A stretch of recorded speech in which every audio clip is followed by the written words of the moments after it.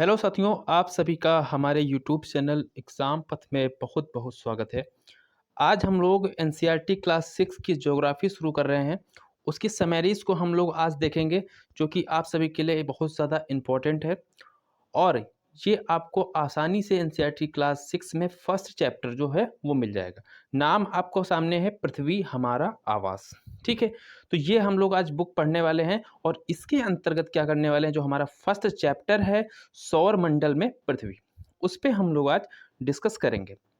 आपको हम इंडेक्स दिखा देते हैं कि इस बुक में हम लोग कौन कौन सी चीज़ें पढ़ने वाले हैं। तो पहला चैप्टर सौरमंडल में पृथ्वी है। उसके बाद हम लोग अक्षांश देशांतर के विषय में पढ़ेंगे। देन पृथ्वी की गतियों के बारे में पढ़ेंगे। मानचित्र, पृथ्वी के परिमंडल जो हैं प्रमुख, उनके बारे में बात करेंगे।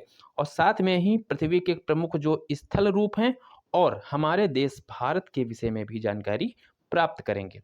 साथ में ही भारत की जलवायु, वनस्पति और जो वन्य प्राणी हैं, इनके बारे में भी जो हम लोग अध्ययन करेंगे। तो ये तो हो गई एक इंडेक्स, क्या-क्या हमको इस बुक में पढ़ना है। और आप लोग अगर चैनल पे नए हैं, तो आप लोग चैनल को सब्सक्राइब कर सकते हैं, जिससे कि आपको हमारी क्लासेस का नोटिफ़िकेशंस मिलते रहें। चलिए, हम लोग अपनी क्लास को स्टार्ट करते हैं। तो फर्स्ट चैप्टर है साथियों सौरमंडल में पृथ्वी।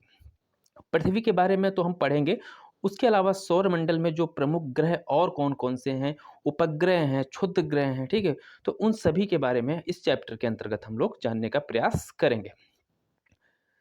सबसे पहले आपको सौरमंडल से ही समझ लेना चाहिए सौरमंडल क्या होता है, ठीक है? ऐसा एक परिवार, मंडल माने क्या होता है? एक समुदाय होता है, ठीक है? जहाँ पे क्या होंगे, बहुत सारे खगोलीय पिंड, जिसके अंतर्गत क्या हो सकते हैं, पृथ्वी होगी, चंद्रमा होंगे और भी ग्रह होंगे, उपग्रह होंगे, क्षुद्र ग्रह होंगे, सूर्य होंगे। तो उन सभी को मिला के क्या बोलते हैं, और सौरमंडल बोलते हैं। और सौर क्यों इसमें लगा हुआ है, क्योंकि इसमें क्या होता है, जो सूर्य होता है वो क्या होता है, मुखिया होता है, कह सकते हैं सेंटर में होता है। इसलिए इसको हम सौरमंडल के नाम से जानते हैं। तो ये तो बात हो गई सौरमंडल के विषय में। अब हम लोग बात कर लेते हैं, जो आकाश में हमने देखा होगा बहुत सारे, रात में आप लोग देखिए तो रात में क्या होगा कि बहुत सारी चमकीली वस्तुएं हमको नजर आती हैं रात में, जिसमें तारे हो सकते हैं, चंद्रमा हो सकता है, या अन्य जो पिंड हैं वो भी हो सकते हैं। तो इन सभी को साथियों क्या बोलते हैं, खगोलीय पिंड बोलते हैं। पूर्णिमा और अमावस्या की बात करते हैं यहाँ पे, तो पूर्णिमा अमावस्या के बारे में आप सभी परिचित होंगे, क्योंकि ये घटनाएं आप सबसे जुड़ी हुई हैं। जैसे पूर्णिमा, पूर्णिमा में आप क्या देखते हैं? पूर्णिमा में क्या होता है कि जो चंद्रमा होता है, वो क्या होता है? पूरा होता है, गोल होता है। तो हम क्या कहेंगे इसको, कि पूर्ण चंद्रमा वाली रात को पूर्णिमा कहते हैं। ठीक है? अब बात आती है अमावस्या कौन-सी होती है? तो आपको पता होगा कि अमावस्या जब होती है, तो क्या होती है, रात जो होती है, वो क्या होती है, बहुत ज़्यादा अंधेरी होती है। रात क्या होती है? बहुत ज़्यादा अंधेरी होती है। ठीक है? तो इसको हम क्या बोल देते हैं कि जो अमावस्या है, वो नए चंद्रमा की रात है। क्या बोलेंगे? नए चंद्रमा की जो रात होगी, उसको अमावस्या बोलेंगे, और जो पूर्ण चंद्रमा की रात होगी, उसको पूर्णिमा बोलेंगे। तो आप लोग पूर्णिमा और अमावस्या समझ चुके होंगे। साथ में ही सूर्य, चंद्रमा और वे सभी वस्तुएं जो आसमान में हमको चमकती दिखाई देती हैं, उनको हम लोग खगोलीय पिंड बोलते हैं। खगोलीय पिंड में उन सभी वस्तुओं को हम शामिल कर लेते हैं जिनको हम आकाश में देख सकते हैं। इसके अंतर्गत ग्रह भी हो सकते हैं, ठीक है? इनके साथ में उपग्रह भी हो सकते हैं। इसके साथ में क्या हो सकता है, तारे भी हो सकते हैं, ठीक? सूर्य है, और आपके कौन-कौन सी चीज़ें हो सकती हैं, उल्का पिंड हो गए, क्षुद्र ग्रह हो गए, ठीक है? धूमकेतु, बहुत सारी चीज़ें हैं, और ये सब आपको नज़र आते हैं आसमान में, तो इनको खगोलीय पिंड बोला जाता है। अब हम बात करेंगे खगोलीय पिंड कितने प्रकार के होते हैं। तो सामान्यतः अगर हम व्यावहारिक रूप से बात करें, तो खगोलीय पिंड कितने प्रकार से हो सकते हैं, 2 प्रकार से होते हैं। एक तो वो खगोलीय पिंड जिनका आकार क्या होता है, बहुत बड़ा होता है, वो बहुत ही बड़े आकार के होते हैं। और ये क्या होते हैं, ये गर्म भी होते हैं, और इनका निर्माण जो होता है गैसों से होता है, ठीक है? और इनके पास अपनी ऊष्मा और क्या होता है, इनका अपने प्रकाश मौजूद होता है, ठीक है? तो जो ये प्रकाश और जो ऊष्मा इनके पास होती है, वो क्या करते हैं, उसका ये उत्सर्जन किया करते हैं, ठीक? बड़ी मात्रा में वो उत्सर्जित करते रहते हैं। और इन खगोलीय पिंडों को हम क्या बोलते हैं, तारा बोलते हैं। क्या बोलते हैं? तारा, अर्थात स्टार बोलते हैं। और सूर्य क्या है, एक तारा है। तो आप लोग तारों से समझ गए क्या होते हैं। अगर तारे हैं, बड़े आकार के होते हैं, ये गर्म होते हैं, गैसों से बने होते हैं, और ये क्या होते हैं, इनके पास अपनी ऊष्मा और प्रकाश होता है। इनकी सहायता से और भी जो ग्रह हैं, उपग्रह हैं, वो क्या करते हैं, ऊष्मा या प्रकाश की प्राप्ति करते हैं, जैसा कि हम लोग आगे पढ़ेंगे भी। फिर हम देखेंगे आगे कि रात के समय में चमकते हुए अनगिनत तारे सूर्य के समान ही हैं। क्या है? सूर्य के समान है, क्योंकि सूर्य क्या साथियों? एक तारा है, लेकिन हमसे बहुत क्या है? दूर है। अगर हमसे कोई चीज़ बहुत दूर है तो क्या होगी? हमको छोटी दिखाई पड़ेगी। तो वही तारों का हाल है कि तारे जो होते हैं वो हमसे बहुत ज़्यादा दूरी पे स्थित हैं। तो इसलिए हम जब देखते हैं तो हमको बहुत से छोटे से दिखाई देते हैं, लेकिन ऐसा है नहीं। ये जो तारे होते हैं ये आकार में बहुत बड़े-बड़े होते हैं। पृथ्वी से कहा जाए तो ये दसियों गुना बड़े-बड़े जो होते हैं तारे होते हैं। ठीक है? तो इनका आकार बहुत ज़्यादा होता है स्टार्स का।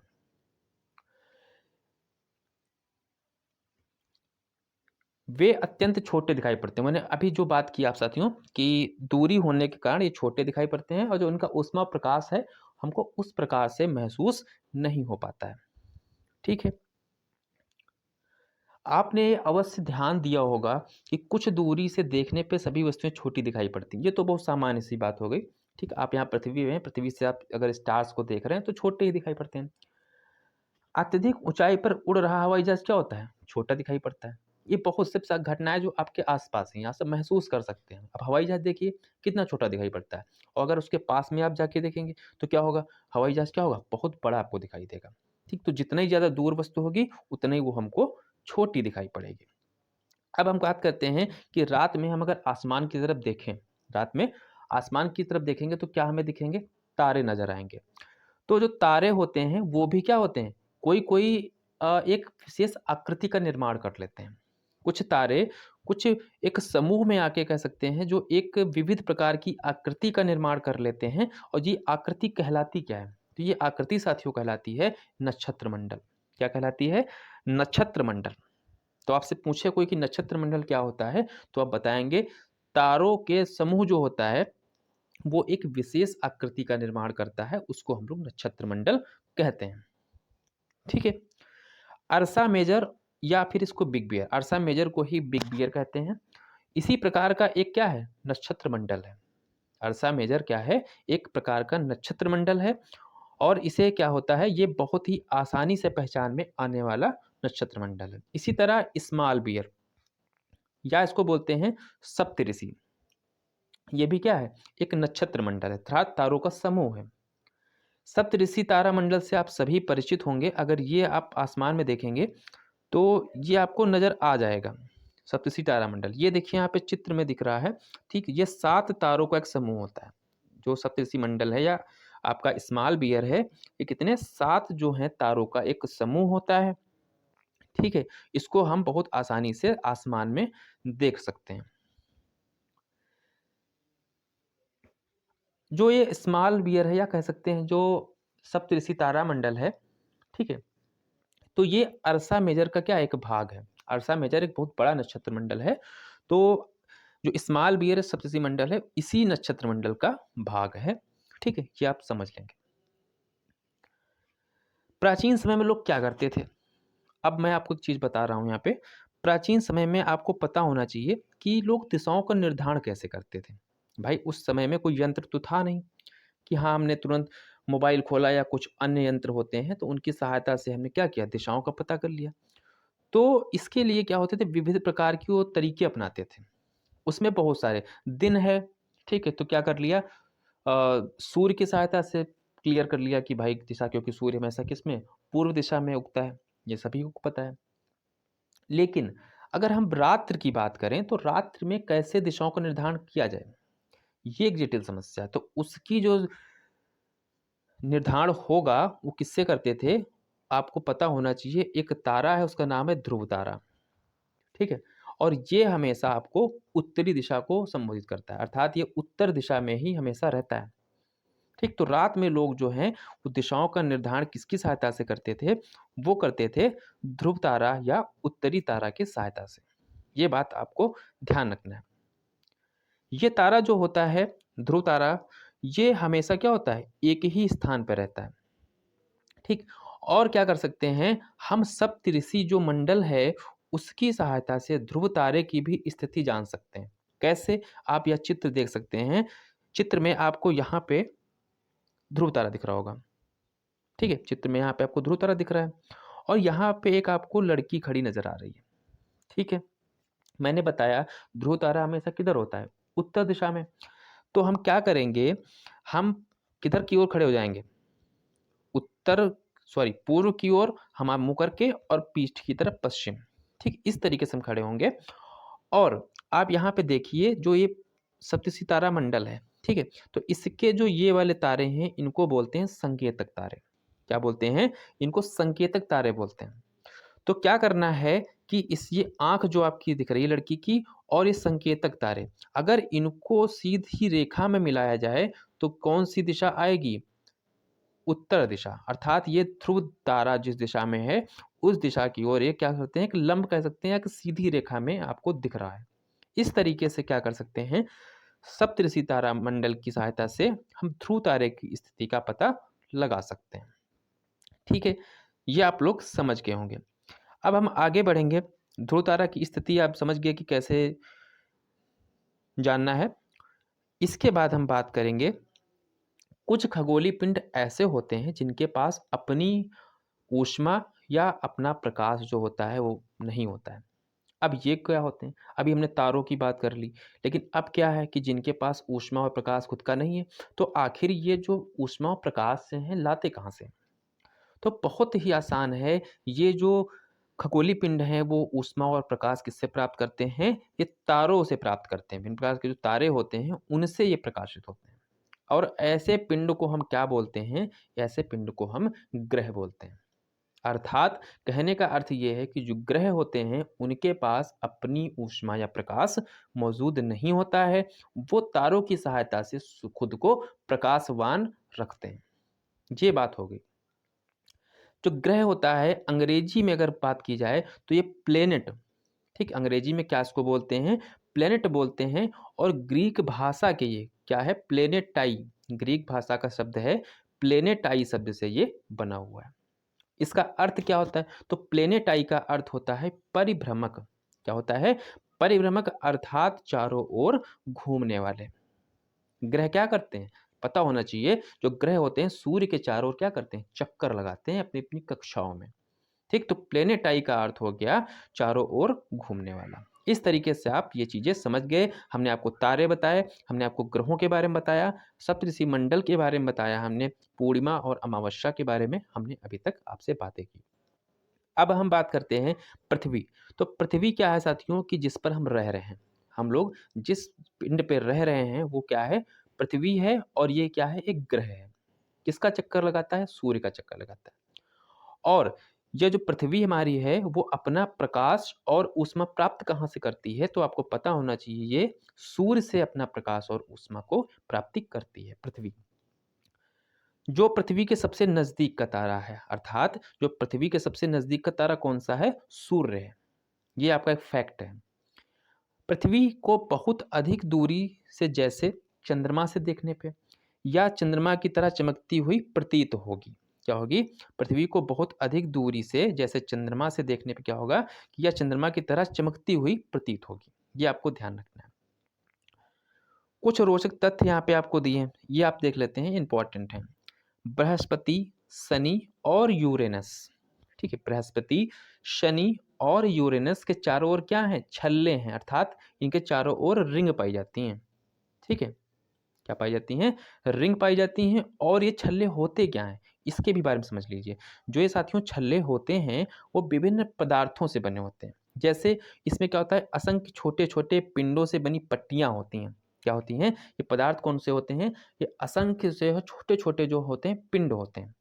और जब ये पिंड आपस में करीब आते हैं तो एक प्रकार की पट्टी का निर्माण करते हैं। पृथ्वी से इन छल्लों को शक्तिशाली दूरबीन से देखा जाता है, नग्न आंखों से इस पट्टियों को आप नहीं देख सकते।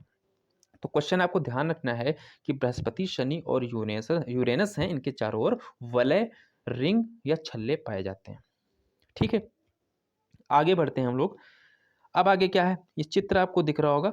ठीक है, इस चित्र को मैं आपको बाद में दिखाऊंगा।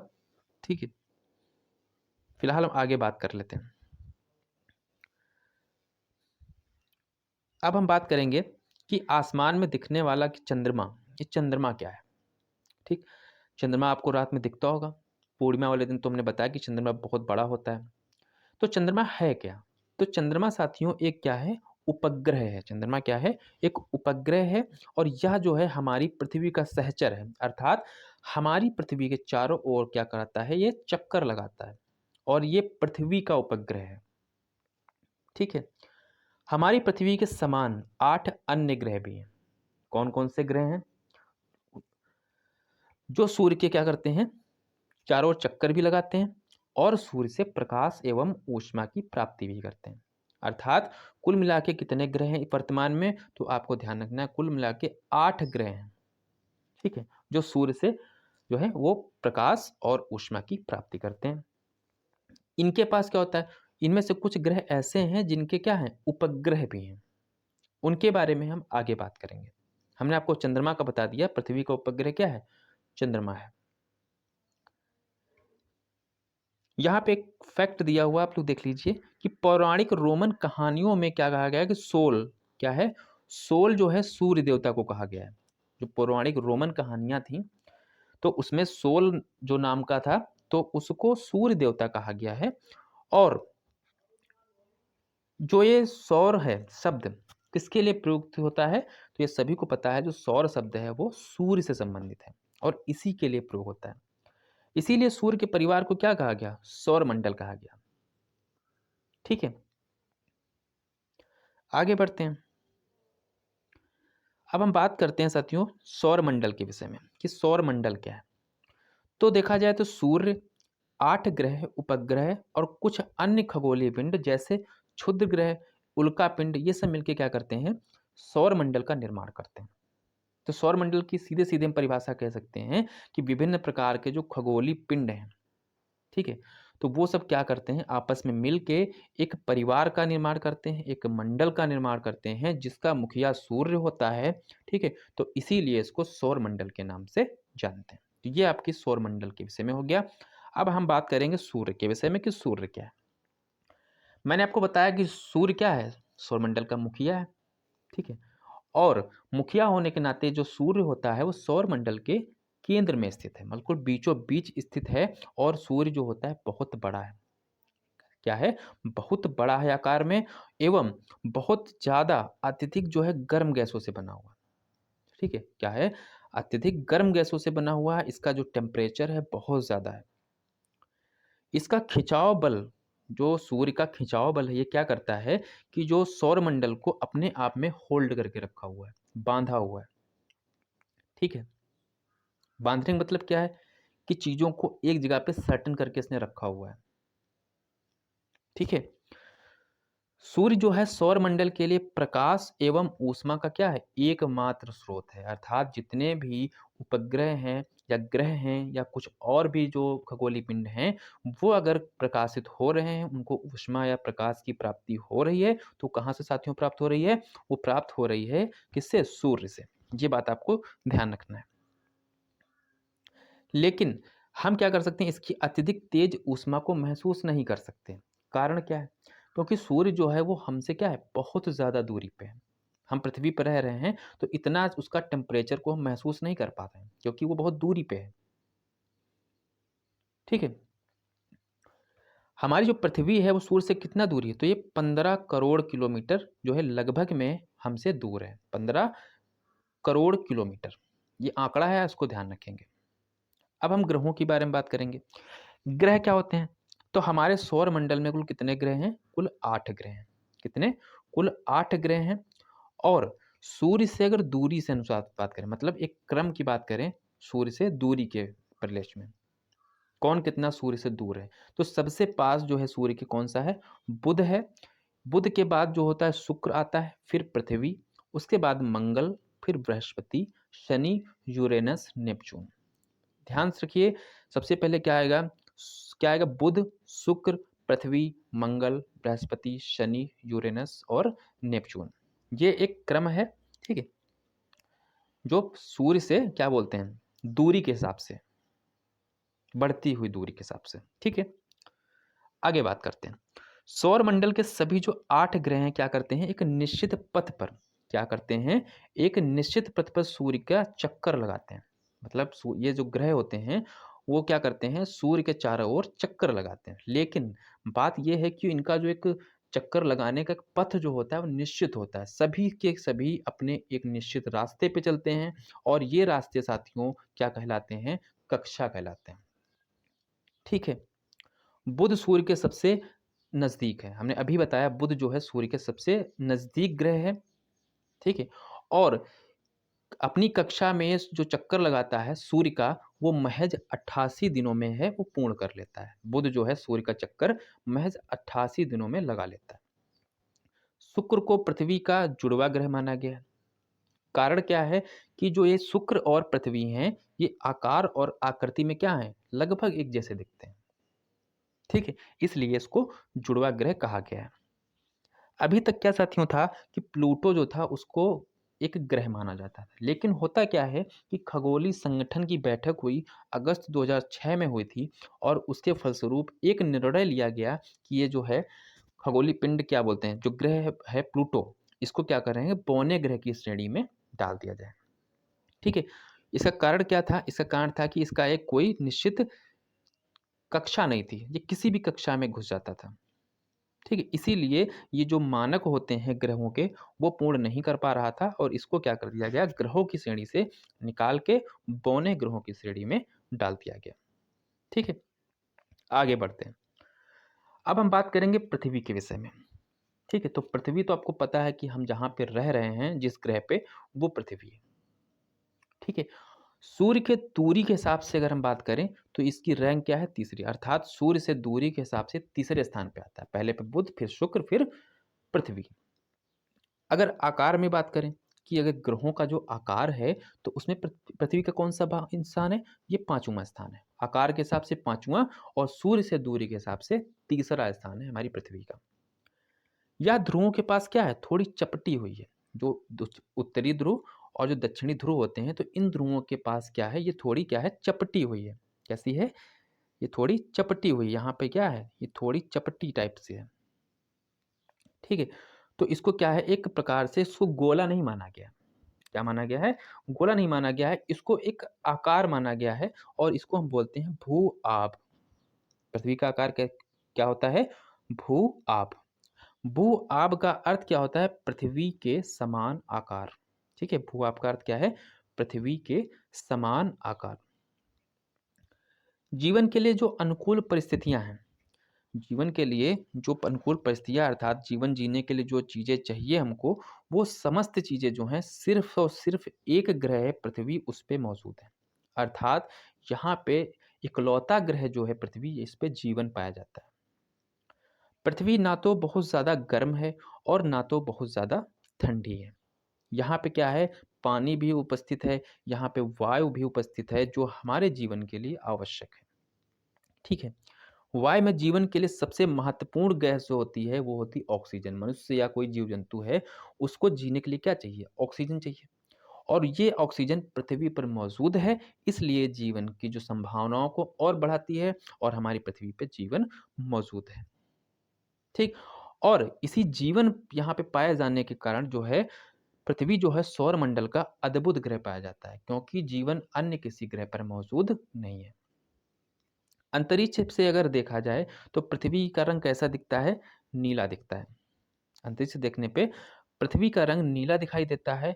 कारण इसका क्या है कि इसकी 2/3 सतह जो है वो किससे? पानी से ढकी हुई है। और नीला दिखाई देने के कारण क्या है? इसको हम नीला ग्रह भी कहते हैं।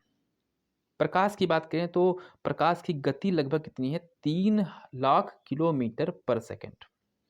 इस गति के बावजूद सूर्य के प्रकाश को पृथ्वी तक आने में कितना समय लगता है? लगभग 8 मिनट का समय जो है वो लगता है। ठीक है? आगे बढ़ते हैं हम लोग। हाँ, नील आर्मस्ट्रांग के बारे में बात करेंगे। नील आर्मस्ट्रांग जो थे पहले व्यक्ति थे जिन्होंने 29 जुलाई 1969 को चंद्रमा पे पहला कदम रखा था। अर्थात चंद्रमा पे जाने वाले जो पहले व्यक्ति थे वो कौन थे? नील आर्मस्ट्रांग थे। ठीक, ये आप ध्यान रखेंगे। अब हम चंद्रमा के विषय में बात करते हैं। तो चंद्रमा जो है हमारी पृथ्वी के पास एक क्या है? उपग्रह है। कह सकते हैं हमारी पृथ्वी का ये एक उपग्रह है जो हमारी पृथ्वी के चारों ओर चक्कर लगाता है। इसका व्यास जो है, किसका? चंद्रमा का जो व्यास है पृथ्वी के व्यास का केवल कितना है? 1/4 है। ठीक है, चंद्रमा का व्यास पृथ्वी के व्यास से कितना 1/4 है। अगर पृथ्वी का व्यास कितना है, अगर 100 है तो चंद्रमा का व्यास कितना है, 25 है। इस तरीके से यह इतना बड़ा इसलिए प्रतीत होता है क्योंकि ये जो चंद्रमा है वो हमारे ग्रह से बहुत ज़्यादा दूर नहीं है, अर्थात हमारे नज़दीक है। और ये दूरी कितनी है, ये दूरी है 3,84,400 किलोमीटर दूरी है, इसलिए जो है चंद्रमा हमको बड़ा दिखाई देता है। ठीक, तो ये चंद्रमा और पृथ्वी के बीच की दूरी आप ध्यान रखेंगे। फिर आगे बात करते हैं। हाँ, उपग्रह और मानव निर्मित उपग्रह के बारे में पढ़ते हैं। जो साथियों उपग्रह होते हैं, क्या होते हैं, एक प्रकार से खगोलीय पिंड होते हैं जो क्या करते हैं, ग्रहों के चारों ओर उसी प्रकार चक्कर लगाते हैं जिस प्रकार जो है ग्रह जो होते हैं सूर्य के चारों ओर चक्कर लगाते हैं। कहने का मतलब है कि जो सूर्य है, ठीक है, इसके चारों ओर कौन चक्कर लगाता है, इसके चारों ओर चक्कर ग्रह लगाते हैं। और जो ग्रह होते हैं, जैसे ये ग्रह है, ये एक चक्कर लगा रहा है, तो इसके भी चारों ओर चक्कर कौन लगाते हैं, इनको बोलते हैं उपग्रह बोलते हैं। ठीक है, और सूर्य का चक्कर जो है वो ग्रह और उपग्रह दोनों ही एक साथ लगाते हैं। ठीक, ये भी आप ध्यान रखेंगे। तो आप ग्रह समझ गए, ग्रह क्या होते हैं और उपग्रह क्या होते हैं। साथ में अगर हम बात करें मानव निर्मित उपग्रह क्या होते हैं, तो साथियों ये कृत्रिम पिंड होते हैं जो किसको, वैज्ञानिकों के द्वारा इनका जो है निर्माण किया जाता है। ठीक है, और इनका निर्माण किया क्यों जाता है, इनका निर्माण किया जाता है कि ब्रह्मांड के बारे में जानकारी प्राप्त करने के लिए, या कह सकते हैं कि पृथ्वी पर संचार माध्यम के लिए, और भी बहुत चीज़ें हैं जो, या कह सकते हैं पृथ्वी की कोई जानकारी लेनी है या ब्रह्मांड के विषय में अध्ययन करना है। ठीक है, तो सैटेलाइट या मानव निर्मित उपग्रह का निर्माण किया जाता है। और इनको क्या किया जाता है, इनको एक विभिन्न प्रकार से क्या होते हैं, रॉकेट के माध्यम से क्या कर दिया जाता है, इनका प्रक्षेपण किया जाता है। ठीक है, और इनको क्या किया जाता है, पृथ्वी की जो कक्षा होती है उनमें इनको स्थापित कर दिया जाता है। ठीक है, और पृथ्वी में कक्षा में क्या करते हैं, ये जो है चक्कर लगाना शुरू कर देते हैं। इनको हम लोग मानव निर्मित उपग्रह या हम कह सकते हैं सैटेलाइट भी कह सकते हैं। अंतरिक्ष में कुछ भारतीय उपग्रह जैसे इनसेट हो गया, IRS हो गया, एडुसेट हो गया। ठीक, ये सब कुछ क्या है, ये सब एक प्रकार से मानव निर्मित उपग्रह हैं। ठीक है, तो ये बात हो गई हमारी चंद्रमा के विषय में। आगे बढ़ते हैं। चंद्रमा पृथ्वी का एक चक्कर कितने दिन में लगाता है, ये 27 दिन में पूर्ण करता है। चंद्रमा जो पृथ्वी का एक चक्कर 27 दिन में पूर्ण कर लेता है, और लगभग इतने समय में भी अपने अक्ष पर एक चक्कर भी ये क्या कर लेता है, पूरा कर लेता है। ठीक है, अब इसका मतलब क्या हुआ, जितने समय में क्या करता है, चक्कर लगाता है, उतनी समय में अपने अक्ष पे भी घूम जाता है। इसका जो मतलब ये हो गया कि पृथ्वी से अगर हम चंद्रमा देखें तो हमें पूरा भाग नहीं दिखाई देगा। पृथ्वी से हमें चंद्रमा का केवल एक भाग दिखाई देगा। ठीक, चंद्रमा की परिस्थितियां जीवन के लिए अनुकूल नहीं है। कारण क्या है कि चंद्रमा पे ना तो साथियों कोई पानी है, ना तो यहाँ पे वायु मौजूद है। यहाँ पे देखेंगे तो चंद्रमा पे क्या है, कुल मिला के जो है सतह या पर्वत कह सकते हैं, या जो है मैदान है या गड्ढे हैं, रेत के मैदान हैं। ठीक, ये सब चंद्रमा पे मौजूद है। ठीक, तो यही सब जो होते हैं पर्वत, मैदान, जो गड्ढे हैं, ये चंद्रमा की सतह पे क्या दिखाते हैं, एक छाया दिखाते हैं। और इस छाया को क्या कर सकते हैं, हम चंद्रमा पे देख सकते हैं। देखिए आप लोग, इस पे क्या बनना, एक ये छाया टाइप की आपको नज़र आ रही होगी ये सब। ठीक, ये सब क्या है, ये सब पर्वत, मैदान, गड्ढे, जो इनकी छाया आपको जो है चंद्रमा में देखने को मिलती है। ठीक, आगे बढ़ते हैं हम लोग। अब हम बात कर लेते हैं क्षुद्र ग्रह के बारे में। ठीक है, थोड़ा और बचा हुआ है, बस ये चैप्टर समाप्त होता है। अब बात करेंगे क्षुद्र ग्रह क्या होता है। हम्म, क्षुद्र ग्रह क्या होते हैं, तारों, ग्रहों एवं उपग्रहों के अतिरिक्त कुछ ऐसे असंख्य छोटे छोटे पिंड होते हैं, वो भी क्या करते हैं, सूर्य का चक्कर लगाते हैं। मतलब तारे भी चक्कर ग्रहों भी, ग्रह भी चक्कर लगाते हैं, उपग्रह भी चक्कर लगाते हैं। इनके अलावा भी कुछ छोटे छोटे पिंड आपको देखने को मिलेंगे, वो क्या करते हैं, वो सूर्य का वो भी चक्कर लगाते हैं। इनको क्षुद्र ग्रह कहा जाता है। ठीक है, और इम्पॉर्टेंट ये है कि क्षुद्र ग्रह पाए कहाँ जाते हैं। तो दोस्तों, जो क्षुद्र ग्रह होते हैं, तो ये मंगल, ठीक है, मंगल जो ग्रह है, और जो बृहस्पति ग्रह है। ठीक, कौन सा है, बृहस्पति ग्रह है, इनके बीच में, ठीक, इन दोनों की कक्षाओं के बीच में जो है ये जो क्षुद्र ग्रह हैं वो पाए जाते हैं। क्वेश्चन पूछ लेता है कि क्षुद्र ग्रह किन किन के बीच में पाए जाते हैं, तो आपको ध्यान रखना, मंगल और बृहस्पति ग्रह के बीच में क्षुद्र ग्रह पाए जाते हैं। वैज्ञानिकों की अगर बात मानी जाए तो क्षुद्र ग्रह होते हैं, ये क्या होते हैं, ये ग्रहों के ही भाग होते हैं, ठीक है। और कई साल पहले जो विस्फोट हुआ था तो उसी दौरान क्या थे, ग्रह से टूट के अलग हो गए, ठीक है। तो ये हो गए क्षुद्र ग्रह। फिर हम उल्का पिंड के बारे में पढ़ते हैं। तो सूर्य के चारों ओर चक्कर लगाने वाले पत्थरों के छोटे छोटे टुकड़ों को क्या बोलते हैं, उल्का पिंड बोलते हैं। जो पत्थर के छोटे छोटे टुकड़े होते हैं और जो सूर्य का चक्कर लगाते हैं वो उल्का पिंड होते हैं। कभी कभी ये क्या होते हैं, उल्का पिंड पृथ्वी के इतने नज़दीक आ जाते हैं कि इनकी प्रवृत्ति क्या हो जाती है, पृथ्वी पर गिरने की हो जाती है। अब ज़्यादा नज़दीक आ गए तो कभी कभी क्या होते हैं, ये उल्का पिंड जमीन पर भी गिर जाते हैं, अर्थात पृथ्वी पे भी गिर जाते हैं। इस दौरान क्या होता है, जैसे ही पृथ्वी के वायुमंडल में ये प्रवेश करते हैं तो क्या होता है, वायु के साथ इनका घर्षण हो जाता है। वायु के साथ घर्षण हो जाता है, जब घर्षण होगा तो उसके फलस्वरूप क्या होगा, ऊष्मा उत्पन्न होगी और इसी ऊष्मा से क्या होते हैं, ये गर्म होके जलने लगते हैं और हमको देखने को मिलता है एक चमकदार प्रकाश। कभी कभी उल्का पिंड क्या होते हैं, ये पूरी तरीके से जल नहीं पाते हैं और ये क्या करते हैं, बिना जले ही पृथ्वी पे गिर जाते हैं और पृथ्वी पे बड़े बड़े जो है धरातल पे क्या होते हैं, गड्ढे हो जाते हैं। आप लोगों ने सुना होगा टूटता तारा, क्या होता है, टूटता तारा, ठीक है। और उसको लोग उसको विष मानते हैं, ठीक है। ऐसा कुछ नहीं होता, ये टूटता तारा नहीं है, ये क्या है, ये उल्का पिंड होते हैं जो वायु के घर्षण के फलस्वरूप जो होते हैं इनमें जलने लगते हैं। अब हम बात कर लेते हैं कि तारों वाले खुले आकाश में एक ओर से दूसरी ओर एक फैली चौड़ी सफेद पट्टी के एक चमत्कार रास्ता। अब आप ये देखिए आकाशगंगा, ये आपको एक पट्टी दिख रही सफेद, ये देखिए चमकदार पट्टी आपको नजर आ रही होगी, ठीक है। इसमें क्या होते हैं, इसमें असंख्य तारे होते हैं, करोड़ों तारे होते हैं, ठीक है। और ये तारे मिलकर क्या बना, एक पट्टी के रूप में होते हैं और ये पट्टी को हम क्या बोलते हैं, आकाश गंगा बोलते हैं, गैलेक्सी, या इसको हम मिल्की वे भी कहते हैं, ठीक है। समझ गए आप लोग आकाश गंगा क्या होती है। हमारा सौरमंडल इस आकाश गंगा का क्या है, एक भाग है। हमारा सौरमंडल जो है वो किस आकाश गंगा में स्थित है, तो आप बताएंगे मिल्की वे, ठीक है। या मंदाकिनी भी इसको कहा जाता है, ठीक है। भारत में जो प्राचीन भारत की बात करें उसकी कल्पना जो की गई है कि बहती हुई नदी से की गई थी, ठीक है। और इसी के नाम पे इसको आकाश गंगा इसका नाम पड़ जाता है। आकाश गंगा जो है वो करोड़ों तारों, बादलों, गैसों की क्या एक प्रणाली है, इनसे मिलके क्या इसका निर्माण हुआ है। और यही जो होती हैं लाखों आकाश गंगाएं, ठीक, लाखों तारे मिलके क्या बने, आकाश गंगा। और कई सारी आकाश गंगाएं मिलके क्या बन जाती हैं, ये ब्रह्मांड का निर्माण करती हैं।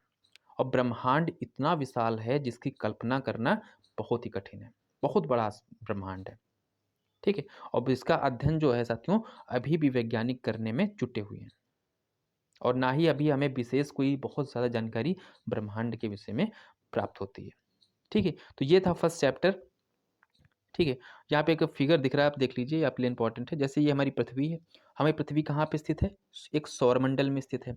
और ये जो सौरमंडल है वो कहाँ स्थित है, ये आकाशगंगा में स्थित है। और ये आकाशगंगा कहाँ स्थित है, ये ब्रह्मांड में स्थित है, ठीक है। तो ये चैप्टर आपका यहीं पे समाप्त हो जाता है। क्वेश्चन आंसर आप लोग कर लीजिएगा अपने आप से, ठीक है। और इसके बाद नेक्स्ट चैप्टर हम लोग देखेंगे और जो भी सारी इंपॉर्टेंट बातें थी हमने आज यहाँ पे कर ली हैं। तो आज के लिए इतना ही, वीडियो को लाइक शेयर कर दीजिएगा और मिलते हैं नेक्स्ट वीडियो में। तब तक के लिए जय हिंद।